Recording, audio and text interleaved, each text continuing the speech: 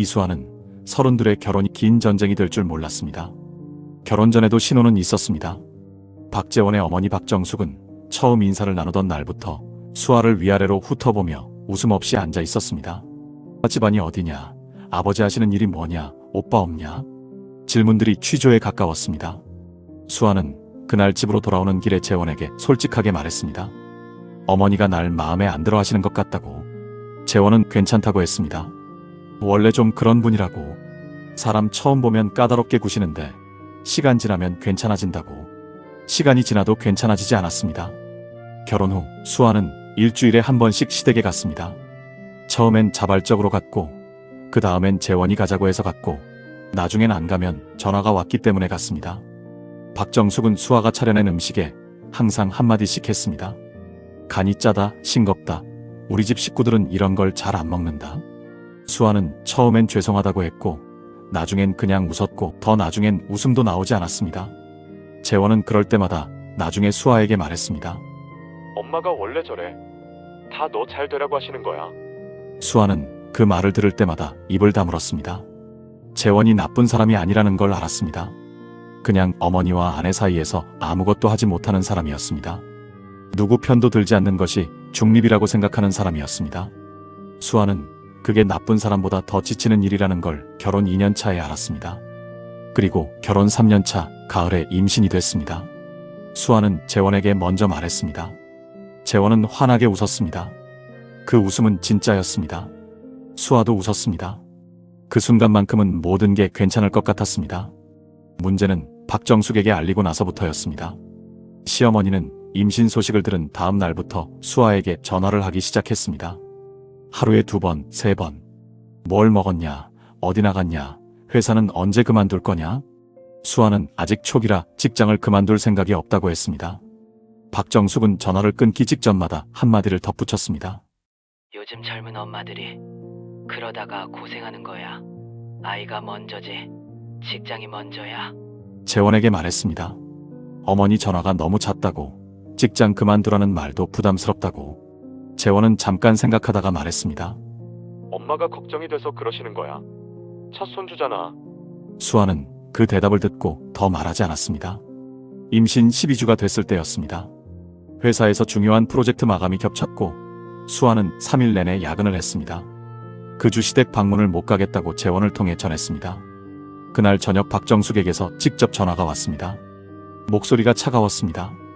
임신 중에 야근이 말이 되냐고. 아이보다 일이 더 중요하냐고. 수아는 전화를 붙들고 아무 말도 하지 못했습니다. 속에서 무언가가 흔들리는 느낌이었습니다. 그리고 이틀 뒤 복통이 시작됐습니다. 병원에서 들은 말은 짧고 명확했습니다. 유산이었습니다. 수아는 처치를 받고 입원실 침대에 누웠습니다. 재원이 옆에 있었습니다. 수아는 천장을 바라보며 아무 말도 하지 않았습니다. 울지도 않았습니다. 그냥 멍했습니다. 다음 날 오후였습니다. 병실 문이 열렸습니다.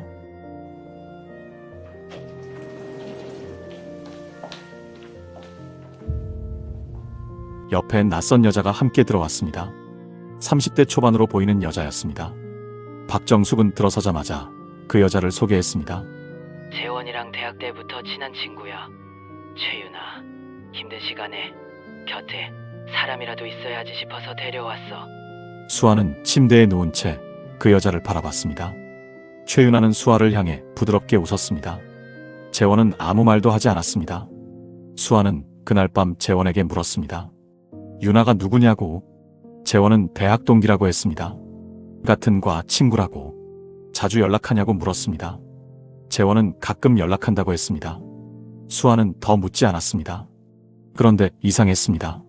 수아는 재원과 사귀면서부터 결혼 4년 동안 최윤아라는 이름을 한 번도 들어본 적이 없었습니다. 재원이 여사친 이야기를 꺼낼 때 나온 이름도 아니고 모임에 함께한 적도 없었습니다.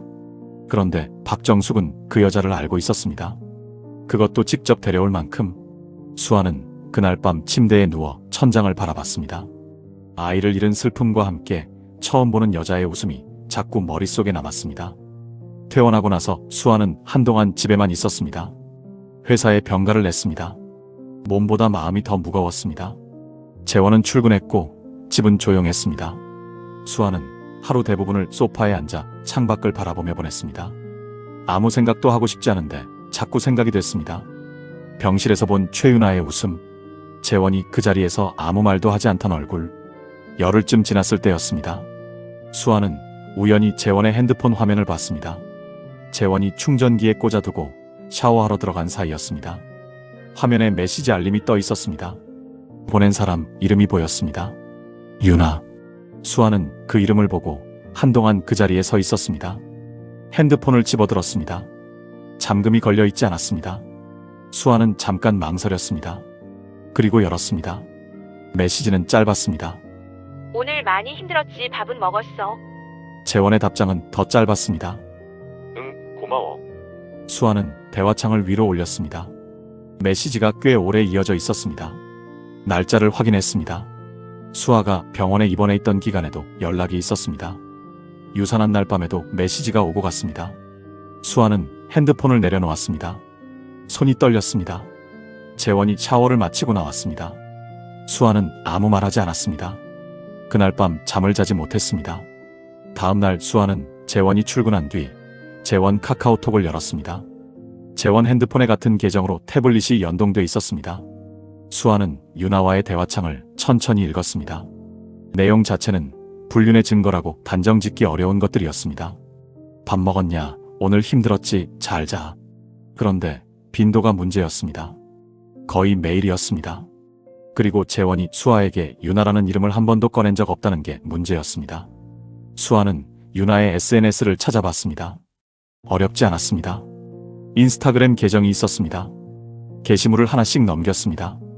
그리고 두 장의 사진에서 손을 멈췄습니다. 하나는 1년 전 사진이었습니다. 카페에서 찍은 사진이었는데 태그된 사람 중에 재원이 있었습니다. 당시 수아는 재원이 회사 회식이 있다고 해서 혼자 저녁을 먹었던 날이었습니다. 다른 하나는 더 오래된 사진이었습니다. 재원과 윤아가 함께 찍은 사진이 아니었습니다.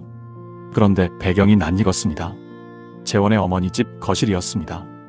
윤아가 박정숙 옆에 나란히 앉아 웃고 있는 사진이었습니다.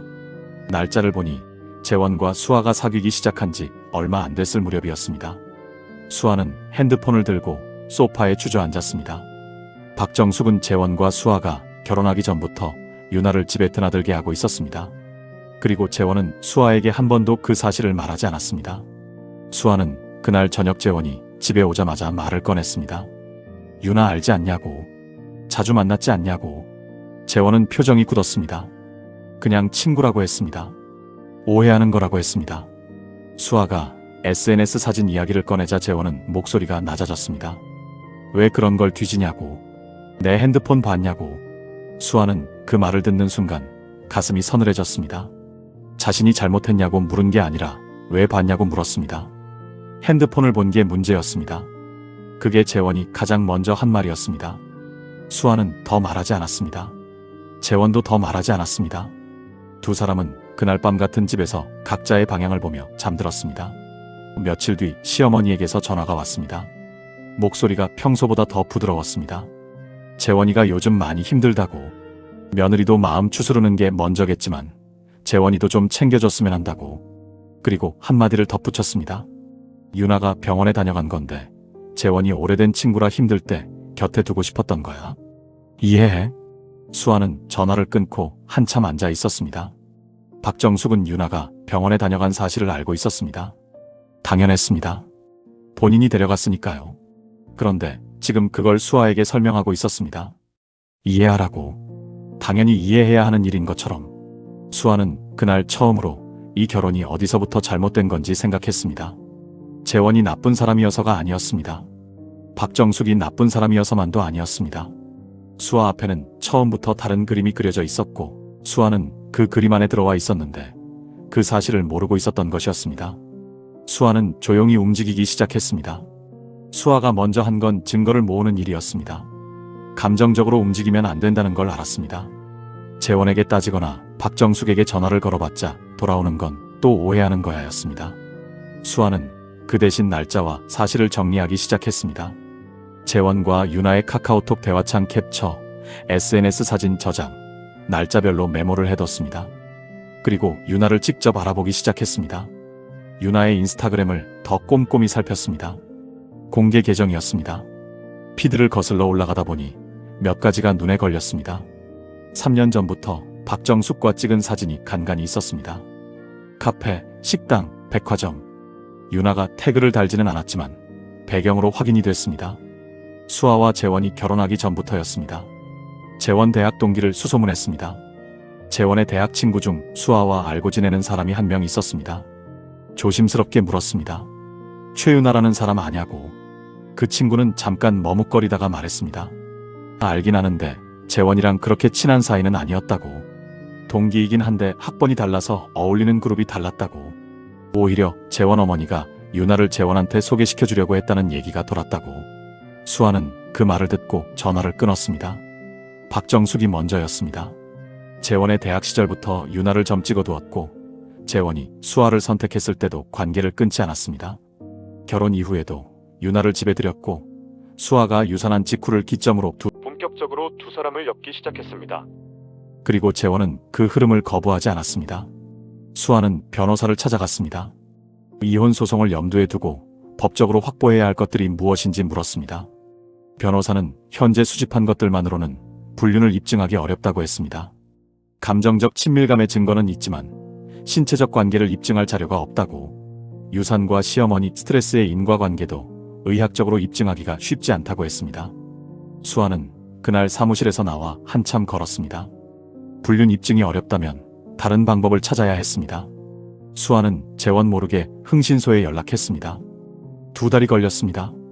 그리고 흥신소에서 연락이 왔습니다. 재원과 유나가 정기적으로 만나고 있었습니다. 주로 퇴근 후였고 한 달에 2~3번 수준이었습니다. 만나는 장소는 항상 달랐지만 한 가지는 같았습니다. 재원이 수아에게 말한 일정과 실제 행선지가 달랐습니다.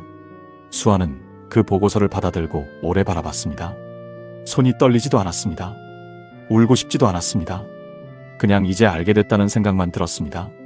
그런데 보고서 마지막 페이지에서 손이 멈췄습니다. 두 사람이 만난 장소 중 한 곳이 박정숙의 집이었습니다. 수아가 병가를 내고 집에 누워있던 기간 중 하루였습니다. 재원은 그날 갑자기 어머니 집에 잠깐 다녀온다고 했습니다. 1시간쯤 걸린다고 했습니다. 2시간 반이 지나서 돌아왔습니다. 수아는 보고서를 접었습니다. 그리고 재원에게 전화를 걸었습니다. 오늘 저녁에 집에 일찍 와달라고. 할 얘기가 있다고. 재원은 저녁 7시에 왔습니다. 현관에서 신발을 벗으며 무슨 얘기냐고 물었습니다. 평소처럼 대수롭지 않은 말투였습니다. 수아는 거실 테이블에 흥신소 보고서를 올려뒀습니다. 재원이 그것을 보는 순간 표정이 멈췄습니다. 수아는 재원 맞은편에 앉아서 말했습니다. 나 변호사 선임했어. 재원은 한동안 아무 말도 하지 못했습니다. 보고서를 집어들었다가 내려놓았습니다. 그리고 수아를 바라봤습니다. 처음으로 수아의 눈을 제대로 보는 얼굴이었습니다. 이거 어디서 난 거야? 수아는 대답하지 않았습니다. 재원은 다시 보고서를 들여다봤습니다. 손가락이 한 페이지에서 멈췄습니다. 박정숙의 집이 적힌 부분이었습니다. 재원의 얼굴이 천천히 굳어갔습니다. 표정을 보는 순간 더 이상 의심할 게 없었습니다. 수아는 그날 밤 재원과 더 이상 대화를 하지 않았습니다. 재원은 변명을 시작했습니다. 그냥 친구 사이였다고, 어머니가 만나라고 해서 어쩔 수 없었다고, 신체적인 건 없었다고. 수아는 그 말들을 듣다가 조용히 일어났습니다. 어머니 집에서 만난 날, 나 집에서 병가 중이었어. 재원은 입을 다물었습니다. 수아는 안방으로 들어가 문을 닫았습니다. 더 들을 말이 없었습니다. 이혼 소장은 일주일 뒤 재원에게 송달됐습니다. 재원은 처음엔 응하지 않았습니다. 변호사를 통해 연락이 왔습니다. 합의 이혼은 원하지 않는다고. 협의할 의사가 있다고. 수아는 그 말을 듣고 변호사에게 말했습니다. 소송으로 가겠다고. 박정숙이 움직이기 시작했습니다. 재원의 변호사를 통해 전달된 말은 예상 가능한 것들이었습니다. 수아가 오해한 거라고. 유나는 그냥 친구라고. 재원이 잘못한 게 없다고. 수아는 그 말들을 변호사한테 전달받으면서 아무 감정도 느껴지지 않았습니다. 이미 그 말들을 수백 번 들었습니다. 수아 쪽에서 제출한 증거는 3가지였습니다. 흥신소 보고서, 재원과 유나의 카카오톡 대화 캡처, 그리고 박정숙의 집에서 두 사람이 만났다는 사실. 3번째가 결정적이었습니다. 수아가 유산 후 병가 중이던 기간에 남편이 시어머니 집에서 다른 여자와 만났다는 정황은 재원의 변명을 정면으로 무너뜨렸습니다. 단순한 친구 관계라면 시어머니 집에서 몰래 만날 이유가 없었습니다. 재원 측 변호사에게서 연락이 다시 왔습니다. 합의할 의사가 있다고. 수아는 변호사와 함께 요구안을 정리했습니다. 혼인 기간 공동 재산의 절반, 위자료 5천만 원, 그리고 혼인 중 시어머니의 지속적 간섭과 스트레스로 인한 정신적 피해에 대한 추가 배상. 변호사는 마지막 항목이 받아들여지기 어려울 수 있다고 했습니다. 수아는 그래도 넣자고 했습니다. 협의가 2달 동안 이어졌습니다. 재원 측은 위자료를 낮추려 했고 시어머니 관련 항목을 빼려 했습니다. 수아는 물러서지 않았습니다. 결국 재원이 먼저 합의안에 서명했습니다. 위자료 4천만 원, 공동재산 분할. 시어머니 관련 항목은 합의문에 직접 명시되지 않았지만 위자료 금액에 반영됐습니다. 변호사는 그 정도면 잘 받은 거라고 했습니다. 수아는 고개를 끄덕였습니다. 이혼이 확정되던 날 박정숙에게서 전화가 왔습니다. 수아는 받았습니다. 박정숙은 개인적으로 한번 만났으면 한다고 했습니다. 수아는 거절했습니다. 필요한 얘기가 있으면 변호사를 통해서 하라고 했습니다. 박정숙은 잠깐 침묵하다가 말했습니다. 그렇게 하면 모두가 상처받는다고. 수아는 이미 상처받았다고 했습니다. 그리고 전화를 끊었습니다. 그것이 박정숙과의 마지막 통화였습니다. 수아는 이혼 후 서울 외곽 소도시의 작은 오피스텔로 이사했습니다. 회사는 계속 다녔습니다. 처음 한 달은 퇴근하고 집에 돌아오면 아무것도 하고 싶지 않았습니다. 소파에 앉아 있다가 불도 안 켜고 잠들기도 했습니다. 그래도 시간은 지났습니다. 반년쯤 지났을 때 수아는 처음으로 혼자 여행을 갔습니다. 짧은 제주도 여행이었습니다. 바다 앞에 앉아서 수아는 오랫동안 아무것도 생각하지 않았습니다. 그게 좋았습니다. 나중에 들려온 이야기로는 재원과 유나가 오래 이어지지 않았다고 했습니다. 정확히 아는 사람은 없었지만 재원 대학 동기를 통해 흘러온 이야기였습니다. 수아는 그 이야기를 듣고 아무 감정도 들지 않았습니다. 놀랍지도 않았고 통쾌하지도 않았습니다. 그냥 그랬습니다. 수아가 확실하게 느낀 건 따로 있었습니다. 유산하고 병원 침대에 누워있을 때 박정숙이 낯선 여자를 데려온 그날 이후로 수아는 한 번도 그 집에 전화하지 않았습니다. 시댁에 가지 않았고 명절 연락도 하지 않았습니다. 그 결정이 한 번도 틀리다는 생각이 들지 않았습니다. 이혼 소장을 받던 날 재원은 수아에게 문자를 보냈습니다. 꼭 이렇게 해야 하냐고. 다시 얘기하자고. 수아는 읽고 답장하지 않았습니다. 더 할 말이 없었습니다. 박정숙이 원하는 며느리는 처음부터 수아가 아니었습니다. 재원이 원하는 아내도 마지막엔 수아가 아니었습니다. 그 사실이 더 이상 자신을 무너뜨리지 못한다는 걸 언제부터인가 알게 됐습니다. 결혼 4년. 그 시간 동안 수아가 얻은 건 아무것도 없는 것 같았지만 사실은 하나가 있었습니다. 누가 자신 편인지 아닌지 더 이상 헷갈리지 않는다는 것이었습니다. 수아는 그걸로 충분하다고 생각했습니다. 오늘 이야기는 여기까지입니다. 여러분의 등 뒤가 평소보다 서늘하게 느껴지신다면 그건 기분 탓일까요? 아니면 이야기가 아직 끝나지 않은 걸까요? 오늘 이야기가 소름 돋으셨다면 구독과 알림 설정으로 다음 괴담을 기다려주세요. 여러분의 좋아요와 댓글은 제가 더 기괴한 이야기를 찾아오는데 큰 힘이 됩니다. 지금 여러분의 창밖엔 무엇이 보이나요?